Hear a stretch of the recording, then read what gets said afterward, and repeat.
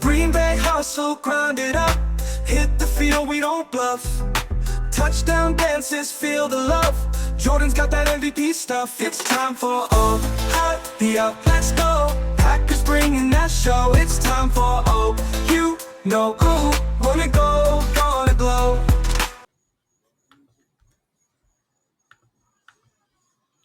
Aloha and welcome back to another episode of the Ohana Packers Edition podcast. The podcast where two dudes react to the Packers punching their ticket to the playoffs. Joe, Packers are going to the 2024 season playoffs. It's a place that we expected them to get to. It's been a little bit of a funky road, but they're here. And they did it with a funnily, we'll get into it when we get into our points, but it wasn't the cleanest win, but it was still a dominating win overall over a relatively hapless Saints team. But Packers did what you expect a good team to do to a bad team, and that's a really good sign as this team marches on towards the playoffs. For sure. I mean, the defense looked more dominant than the offense did, even though you look at the score and you would think, both sides dominated the ball, but the offense still had some. Sorry, it's the Christmas time, so Christmas goodies are all over the place. So now it's all in my friggin' teeth.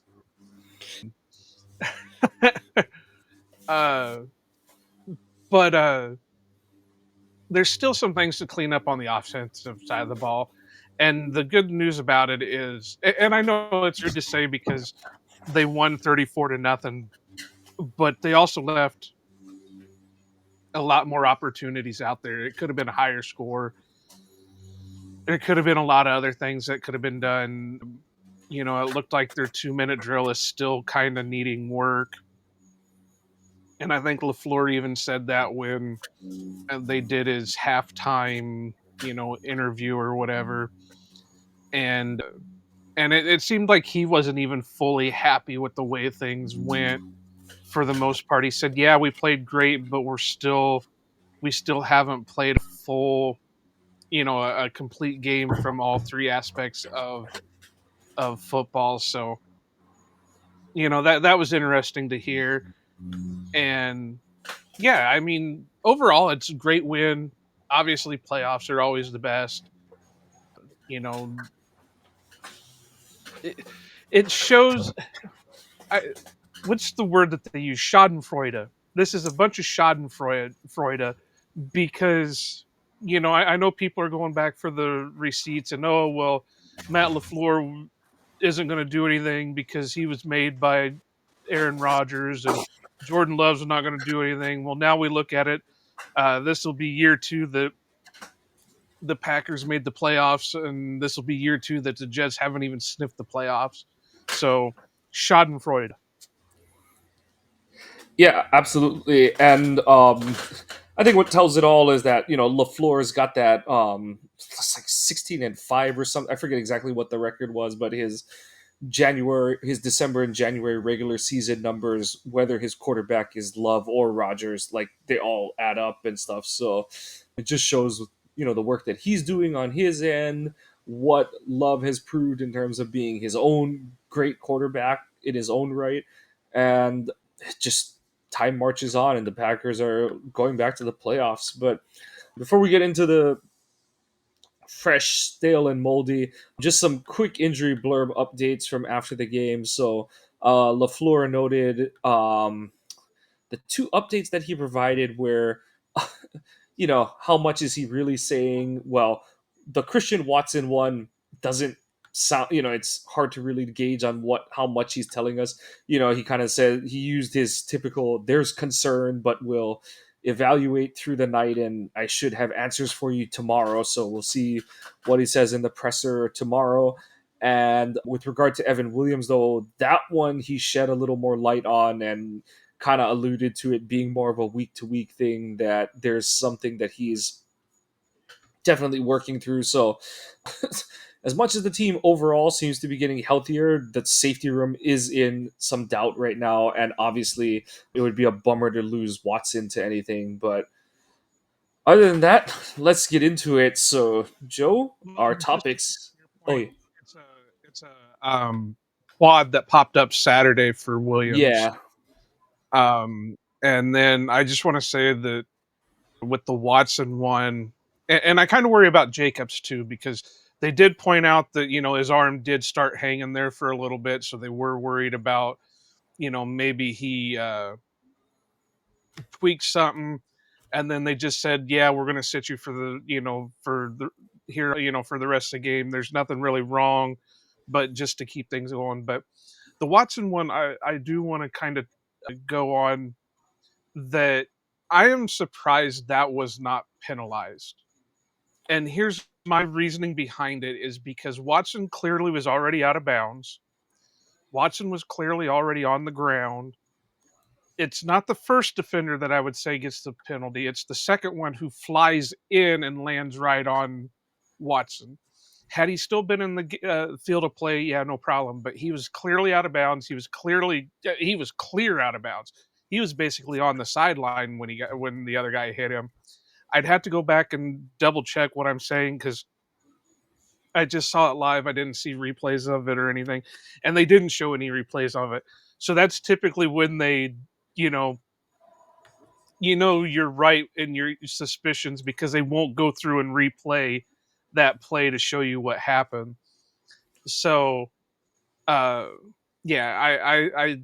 surprised that didn't call, and it surprised me even more that he went back in and tried to play a little bit more, but it just kept giving him some kind of issue, and so luckily we're not in the same boat as we were a few years ago where it was Devontae Adams and a bunch of no names. We at least have, a good group of wide receivers if Watson can't go. But yeah, I'm done, so we'll hit the button. Fresh cheese. So yeah, what's your first fresh thought for the night? I'll have to give it to obviously Josh Jacobs because he looked like I said it, I skeeted it during the game that he's a Terminator. He doesn't like stop for anything and nobody can stop him. And my God, for a bigger style back that he is, he's got such amazing moves out there. He can cut on a dime. He can, knock somebody's head off with a stiff arm. Yeah, the stats weren't overly great, but like I said, he only played for basically like two and a half quarters, if that. So he still reached 69 rushing yards, so you got to give him credit for that one. And he averaged 5.3 with a touchdown.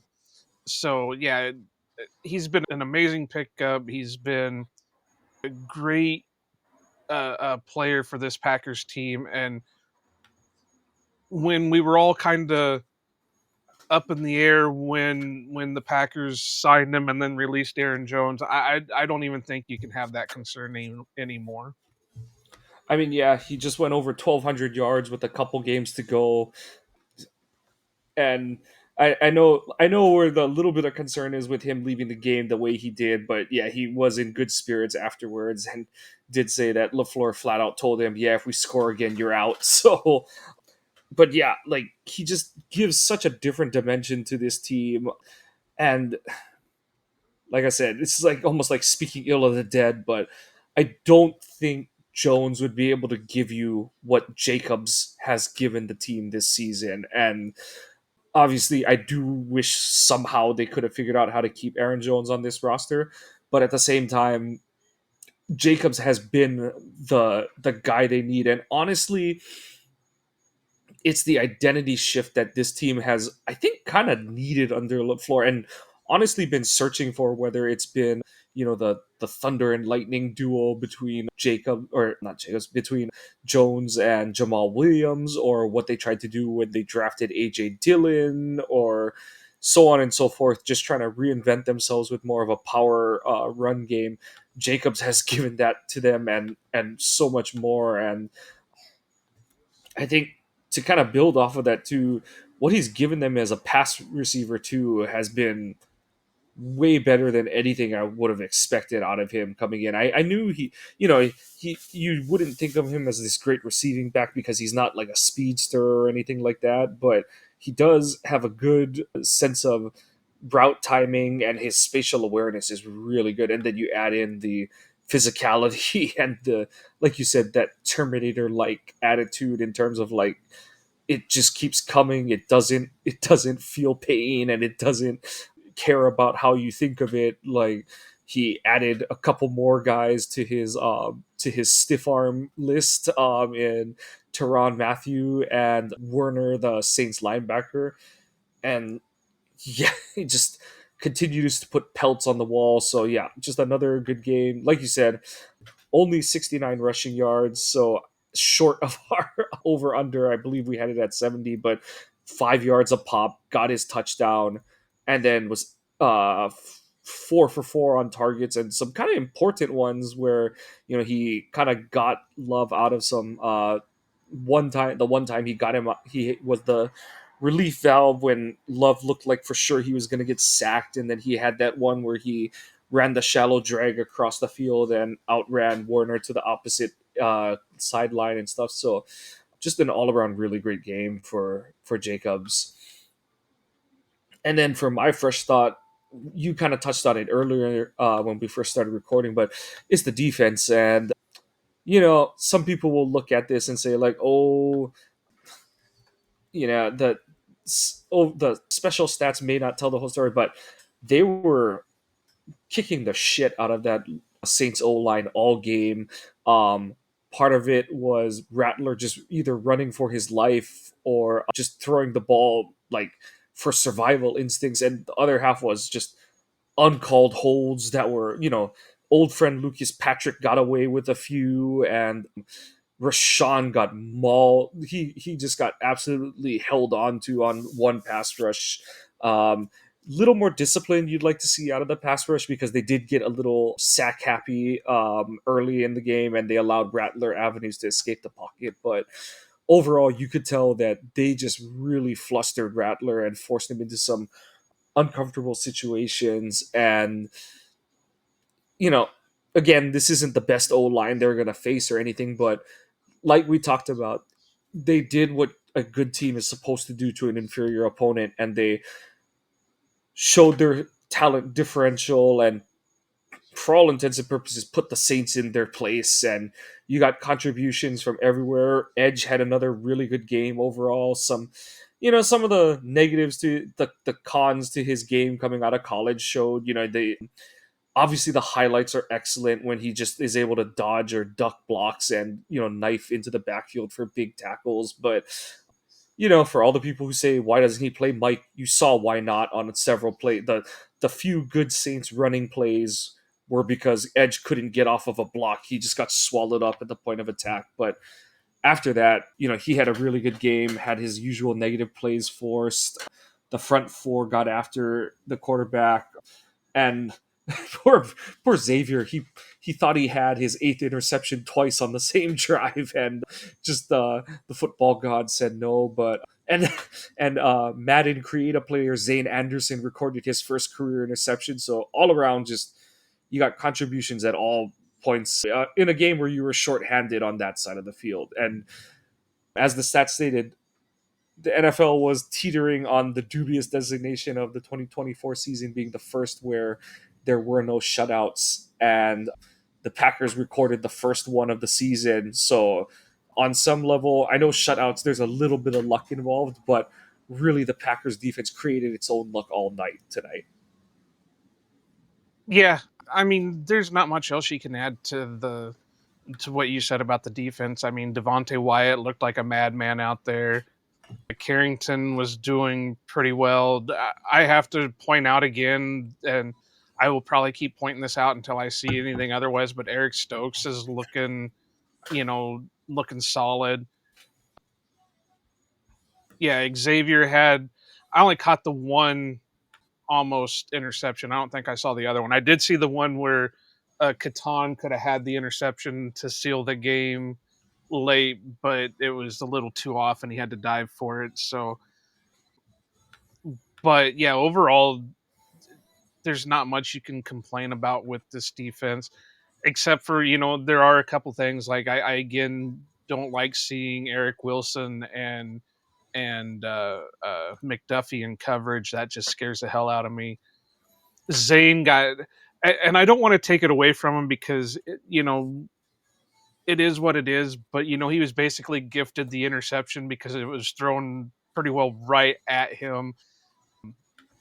Although I will yell at him because he tried to go for number 2 and it wasn't his to have, I guess you could say. And he almost And concussed Valentine on the play too. yeah. So, you know, that's a knock on him. So there's two things I want to bring up. One is an ask and the other one is just another kind of rant. The Britton Cox penalty, I think everybody in the world agrees how that should not have been roughing the passer. I don't know if that was just the refs were seeing how beat up the Saints were looking and we're just trying to help the kind of here we'll give you this for for this or whatever.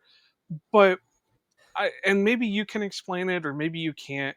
How is it that the guard can stand straight up, look back at the quarterback, then look down and then motion his hand for the center to snap the ball and that not be considered uh uh false start?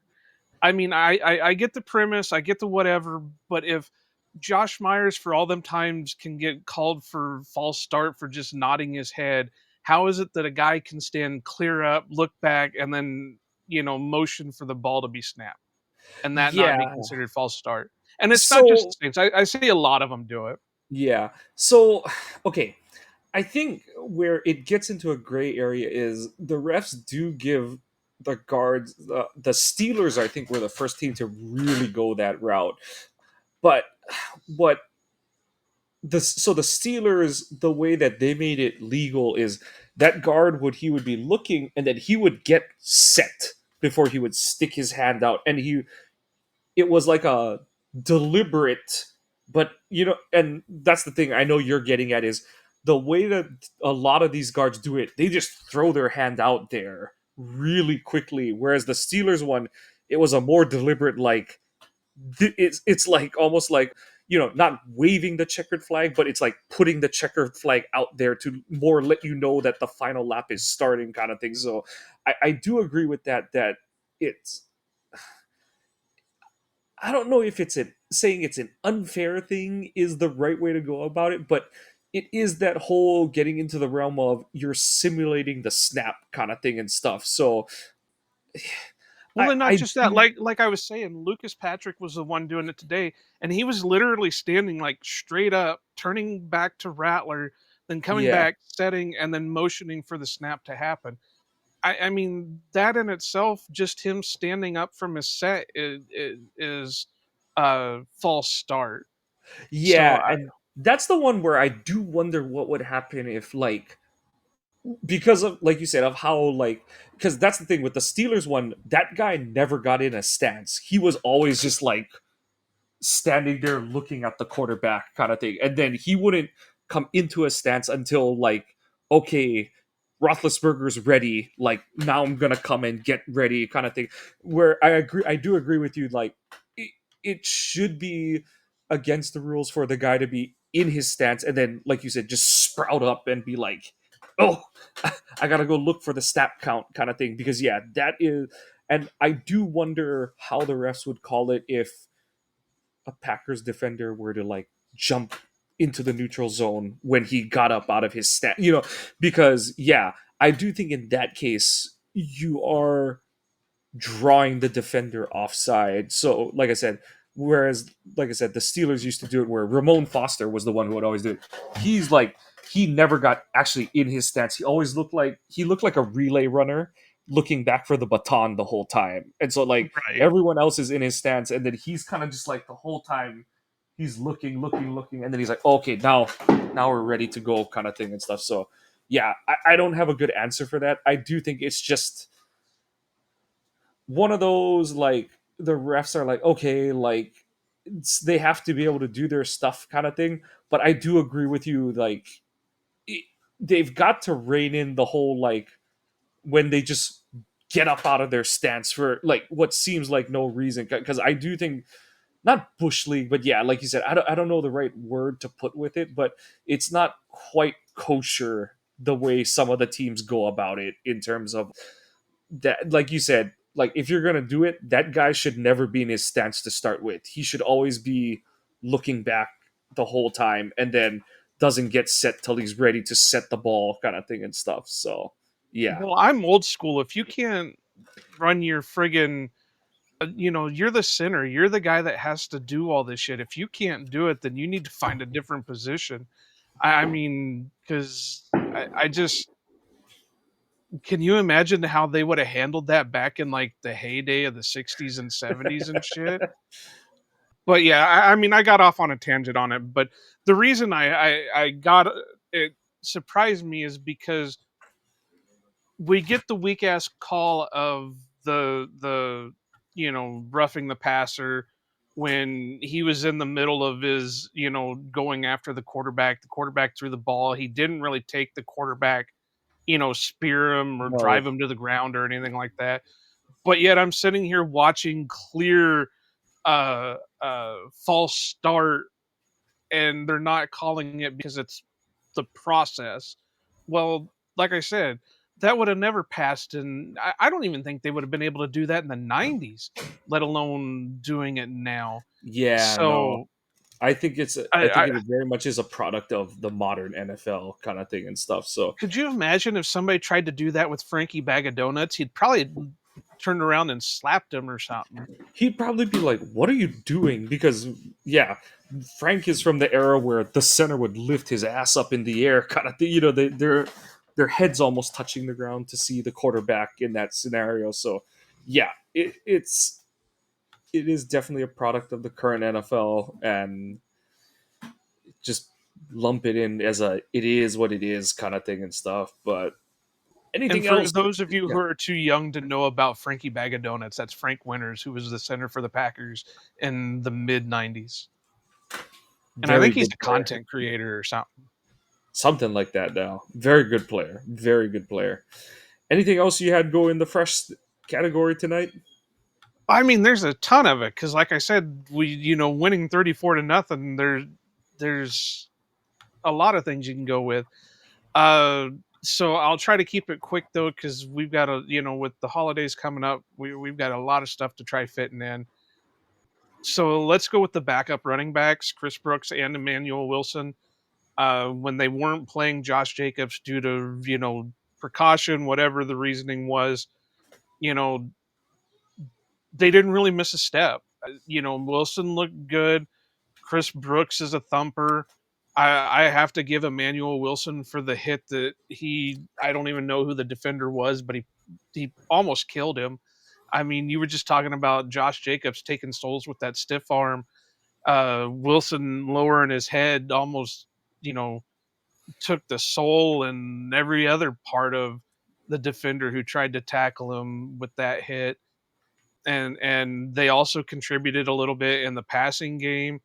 Both had a couple of catches, but it's nice to know. I mean, you never hope that Jacobs, uh, something happens to Jacobs, but it's good to know that he can take a breather once in a while, and we'll have a good. We won't lose a step, and it's really nice to see both of these guys pretty much come out of nowhere.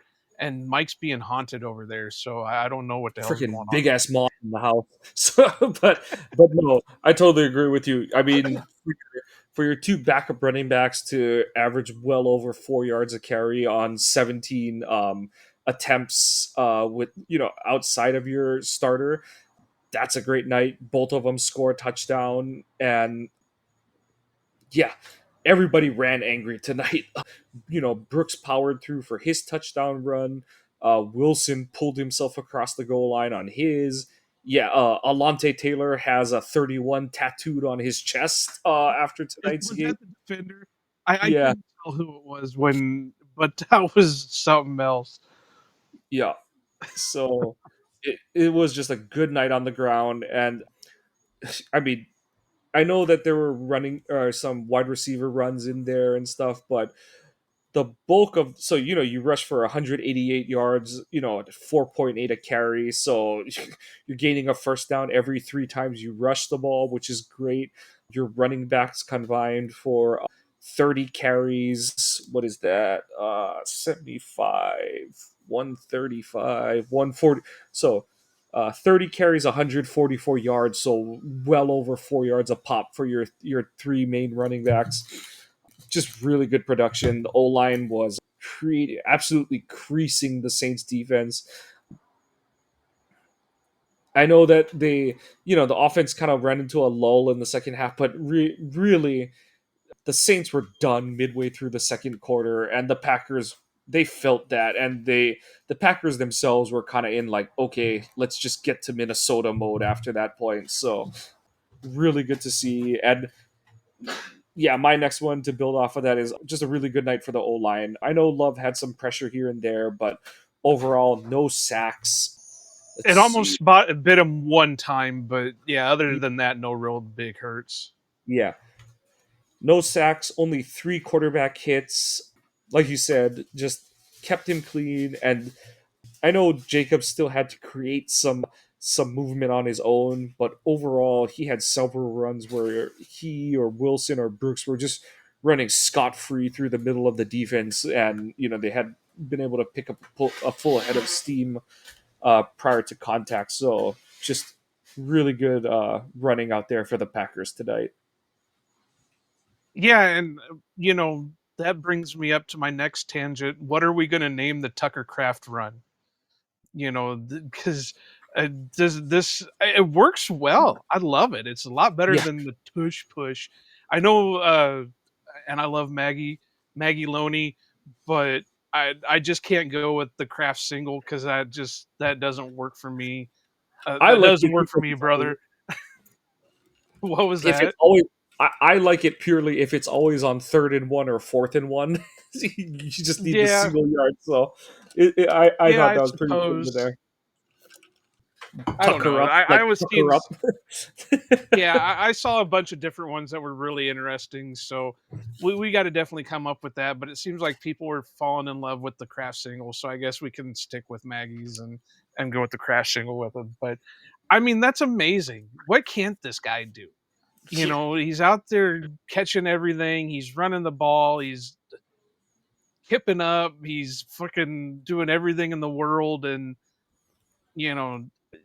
yeah, so long as they keep that in the playbook and it still works, maybe that'll become the Packer thing. Instead of the tush push, we'll have, I guess we're calling it the Craft single or something.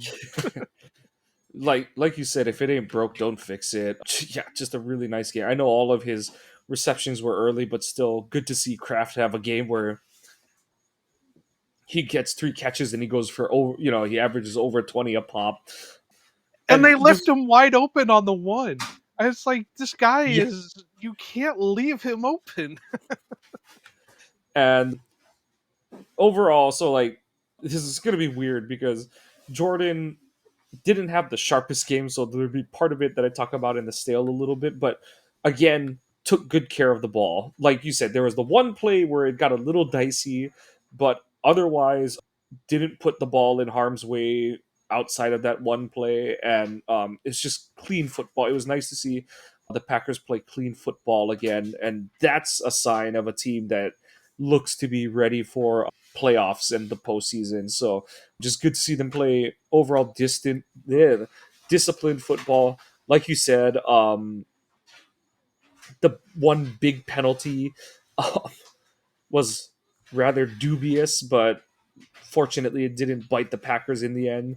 So just good to see them build off of that. One, and I know it was on Wooden, but I don't remember what exactly it was, and I don't remember them showing a replay on it. No, they never showed a replay, so yeah, I couldn't tell you what it was. I don't have the all 22 early access, so the camera panned before you could see anything. But yeah, they said there was some sort of unnecessary roughness after the play was over. That's why the down counted. So I'm assuming that he must.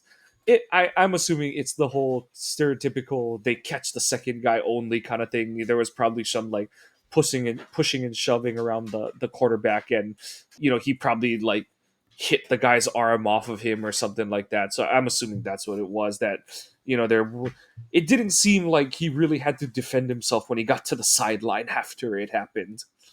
And but then poor Brenton Cox got his ass ripped by I LaFleur because of his penalty. It's like, Matt, I think you're going to apologize when you actually sit Yeah. down and watch the game film for this. and to Cox's credit, he kind of like it looked like he was pretty calm in that exchange and was just like I don't know what you want me to do, coach, but okay. So I'm going to give an well, technically, I'm going to give two honorable mentions. One, it should, well, maybe I won't call it an honorable mention, but that throw Malik Willis made to Jaden Reed was like perfection. That's the type of throws you wish Jordan Love would make deep on a lot of his, the ones that you see from him. But my honorable mention, and this is going to be really weird to say because it's not a Packer one, it's a Saints one. But that throw Spencer Radler made in midair, you don't see that, and for it to be as perfect as it was. So I got to give I don't know. Do I have? Yeah, I got one here, right here.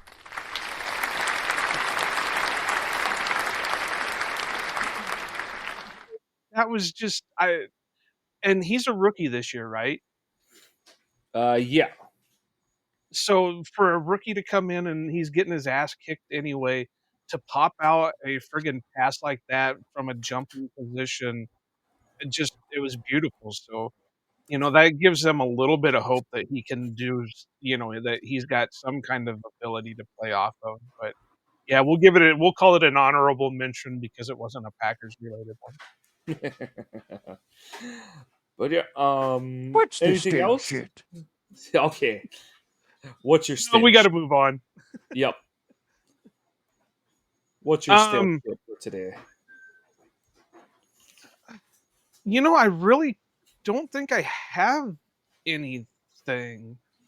Uh, Maybe you could throw in what I was saying earlier about I don't like seeing Eric Wilson and Isaiah McDuffie in coverage because it scares the life out of me. And Yeah, like let's talk luckily it about didn't. yeah, the big play, the one big play that they gave up to Foster Moreau over the middle of the field. Like Wilson's in just about perfect position on that play, but due to his physical and athletic limitations, the ball goes right over his hand. If that's Wilson is 6'1" on a good day. If that's Quay, he's 6'4" and can jump quite a bit higher, and his arms are longer, and so that ball is at worst tipped, if not maybe Quay is coming down with an interception. I know some people say like he's dropped some, but I'm like, I mean, he has a pick six to his name, so. But yeah, He's a linebacker. yeah, I mean, yeah, if it's thrown right at him, yeah, he should be able to make the play. But some of the ones that he's dropped have been acrobatic style. He's in midair and it's just right yeah, above him, and so you got to give him a little break on that. If he could catch everything thrown to him, he'd be a tight end, not a friggin' linebacker. yeah.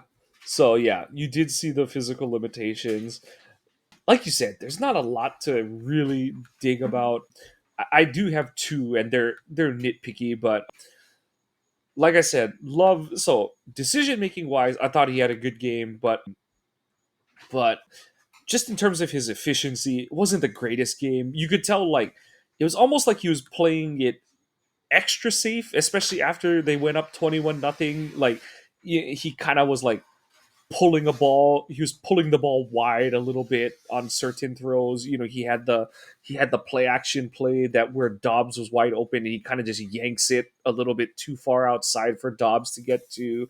He had a couple other ones where he had some deep over routes to Jaden Reed where he kind of leads him just a little bit safe out to the sideline. And then, like you said, the one play where it was sort of dangerous, it was one where it was almost like he took a tad too long to come off the deep read, and then he tried to like at the moment he felt pressure, he was like, I'm just gonna dump it to Luke, and then it got tipped up, and luckily Alontae Taylor ran into his nose tackle and broke the pass up, so got a little bit lucky there. But like I said, those are sort of the the lucky things you need to have happen to get a shutout in this league. Because, as much as fans say it's time to tank and all that kind of stuff, these players are trying, or they, in theory, are. But overall, like I said, it You was a can never clean fully game. tank in the NFL because a lot of these guys have riders in their contract that if they Yeah. hit certain marks that they'll get extra money, so they're not going to completely give up on Yeah. anything. Exactly. So, like I said, it's stale because it was a clean game, but it could have been a better game, as we kind of alluded to for Love. And then the other one I've got is LaFleur. This was the perfect scenario for you to fucking go for it on that 4th and 5 in, what was it, the third quarter or the fourth quarter. And my irritation for it got exponentially greater when, what's it, you get the penalty on special teams and you have to repunt, and then you only shift field position by like 12 yards or something after the penalty is accounted for and stuff. So it's like, you should have just gone for it. And like, gotta, we went into it a lot last week, but it's like, put it on tape that, like, it's a You're scenario that you'll go for it. And I'm sure LaFleur will say, like, well, we got them to jump a couple times earlier in the game, but that was third down. Like, you have to snap the ball on third down, and they know that, so that's why they're jumping. The whole idea on the fourth down is, like, they don't believe you're going to do it. Even the one where they ended up going for the 4th and 2 going into the second quarter, I thought they should have gone for it at the end of the first quarter. Like, you run the clock down, and then, like, at the 5-second mark, you snap the ball then, because you use the, like, at that point, if you're the Packers, you use your track record of, we're drawing them offsides, and then when the other team relaxes because they're like it's the end of the quarter, then you snap the ball and run it right at them or whatever. But to each their own. It ended up working Well, out. in the way it worked for him, because when they did run the fourth down play, Jordan got like 4 yards just on a QB dive because I know it was the push from the offensive line, but it just usually with a QB dive you get 1-2 yards, and that's, or a couple yards, but they like drove him up the field with as deep as he went because they were not set for it. They're so used to seeing on film that they don't go for it. They don't go for it. So I completely agree with you on it. Yeah. Anything else for you in the stale, or I mean, No, I think I'm gonna put. I think I got one for the moldy. That it could be a stale, but I'm gonna put it in the moldy. all right, So we'll just jump with that. Yeah, It's some let's get moldy to it. cheese. Go for it. I know I don't see a lot of people talking about this, but then again I really haven't been overly active on social medias too much lately. But third down conversion rates for the Packers. Right now, of course, this isn't going to have tonight's game on there, but going into tonight's game, they were only.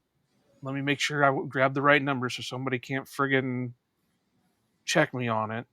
But I skeeted about it. Oh, there's another one that I'll throw out there as a. They're 37.9% on third down conversions. So I got that stat from StatMuse, and that puts them about mid-level for NFL teams. That's not great when you're hoping to be, this, offensive juggernaut. Now, yeah, their fourth down plays are, when they do finally go for them, are rather successful. But the goal is not to get into fourth down. Your goal is to convert the third down so you don't have a fourth down. So, and that tends to lead to a lot of the issues that we're seeing. The offense going cold, and they're not scoring the points like we assume, like they should. Like tonight's game, only getting a couple of field goals in. They had a field goal in the third quarter. They had a field goal in the fourth, and then it wasn't until Malik came in that they scored another touchdown. So that, without that junk time touchdown, they would only had score with the regular offense in there. They would only scored 6 points for the second half. Yeah. So that's where I'm putting this as a moldy, because this has been a trend all year that third down conversions aren't happening for them. And tonight they were just under 50%. They were 6 of 13 on third down conversions. So, that's not great. I mean, even the friggin' Saints were 4 of 11. So that puts them like on par with each other on third down conversions. So yeah, that's my main moldy is that's one thing that they have to work on, especially with the playoffs right around the corner. And Yeah, the Vikings next week. yeah, and that stat, I do think they were like 4 for 6 or 7 or something like that in the first half, and then kind of like Love stat, because I think Love started like 8 for 10 or something really good, and then like it felt like he didn't complete more than like 4 passes in the second half of the game and stuff. So that's going to go hand in hand. If your quarterback's not completing a lot of passes, you're not going to convert third downs. And yeah, like you said, it's picking nits, because on one hand, like I said, the Saints didn't want to be there from like midway through the second quarter, and the Packers like could tell. But at the same time, it's like, put him in the body bag kind of thing, and like put him in the ground, like make no doubt about it. It goes back to what we said about the Jacksonville game when Jair got hurt, and not to say like it's anyone's fault that Jair got hurt, but Jair doesn't get Jair isn't in position to get injured in that Jacksonville game if you just step on their throat and put the game away earlier. And like I said, it's not quite the same in this case, because New Orleans never really coming back in this one. But at the same time, it's like, if you score a touchdown in the third quarter, instead of going 3-and-out on your first drive, you score a touchdown, and then it's like, okay, maybe Malik plays a quarter and a half kind of thing, and maybe you start, Jacobs doesn't get dinged up with his shoulder and all that kind of stuff. So yeah, like I agree with you. It's a little it's nitpicky, but like you said, the whole premise of this point of the season is be playing your best football going into the playoffs. They are playing much better than they were even like 2 to 3 weeks ago, but still there's that much better that this team can be. And I don't, some will say like 6 of 13 is like 47% or something like that, but realistically it's one of those where it's not like they were definitely going hit one, miss one, hit one, miss one kind of thing. It was like hit, go for it on a fourth down and make it, score, the 3 touchdowns on the 3 opening drives. And then it's like, and then the brakes got slammed on, and you saw like 3-and-out, 4-and-out, 3-and-out, 5-and-out kind of thing and stuff. And so, yeah, it does rub the wrong way. And like I said, I don't put too much stock into it, because the Packers asserted their dominance early, and the Saints did not want to be there outside of like maybe 3 players. But at the same time, like I said, you can't complain at a 34-0 win, but you can, like we said, this is the part where you're parsing thin hairs at this point. And like you said, that's the kind of efficiency that the team needs to iron out going into the playoffs. Right, and that's my whole point right there. It's not necessarily for like tonight's game itself, it's overall, because if you're a mid-level team on on third down conversions going into playoffs, then you're going to be a mid-level team on third down conversions in the playoffs. And that's where you're going to go up against better, well, I shouldn't say, you're going to go up against more efficient teams than some of the ones that you're like the Saints or whatever. You're going to have guys out, and if you're going to want to make that run to the Super Bowl, you're going to have to be more efficient with your stuff. So only going less than 50% against a lesser team, what are you going to do against a bigger team? Yeah.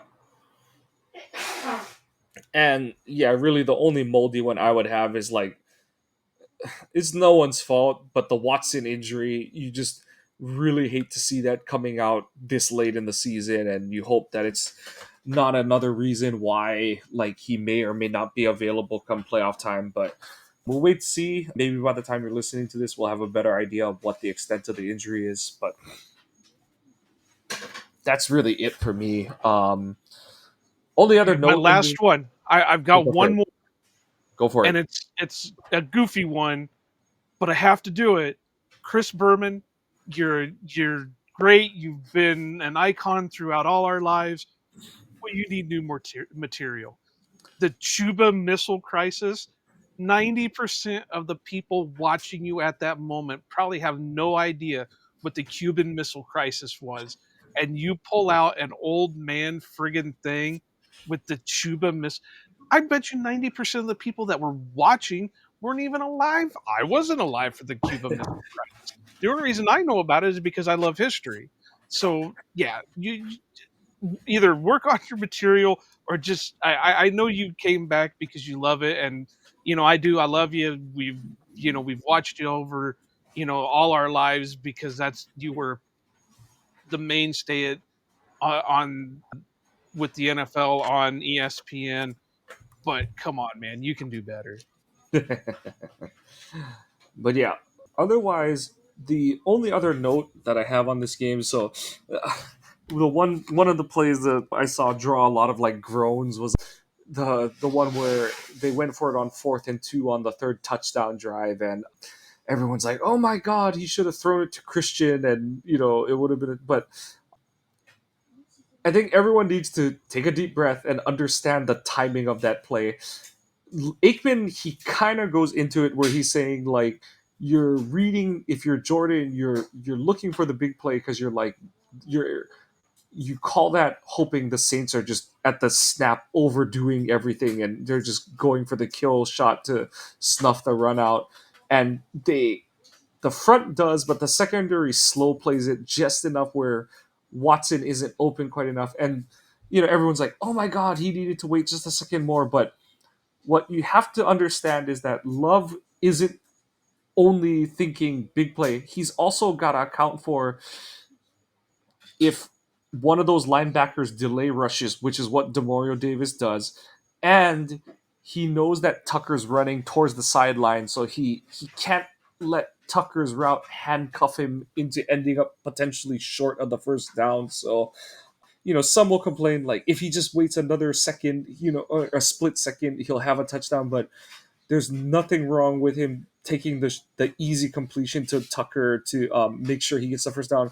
And then Tucker still turns it into like a 20-yard gain or whatever it is at that point. So yeah, it's not as cut and dry as like, oh, he should have just waited. He couldn't. Like it's 4th and 2.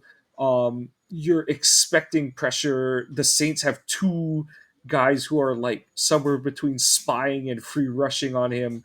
So his internal clock is just binging away when he's taking, when he comes off of Watson to throw to Tucker. So yeah, the only way he's throwing that ball to Watson is if someone falls down or if everyone in the secondary just like at the snap of the ball is like, it's a run, and starts hitting the line of scrimmage and stuff. And if they don't do that, he's got to go somewhere else with the ball. So that's why he didn't throw it to Watson there.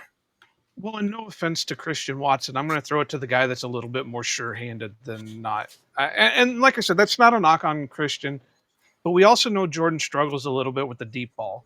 So I'm going to go for the more sure shot that I know is most likely going to at least extend the drive. Then, you got a 50-50 shot that I throw the right, put the right touch on the ball, and, it's not going to bounce off Christian's hands and, whatever. So, no, I thought you were going to bring that up earlier, but so I didn't mention any of it. So, yeah, I completely agree. Just go with the Tucker pass. That's one of those live for another day moments then, Yeah. and that. Otherwise, we'd probably be sitting here using that as a moldy take. You could have hit Tucker when you friggin' overthrew Christian Watson deep. What are you thinking about? Yep. But other than that, I mean, kind of like last week's game, this one is pretty cut and dry.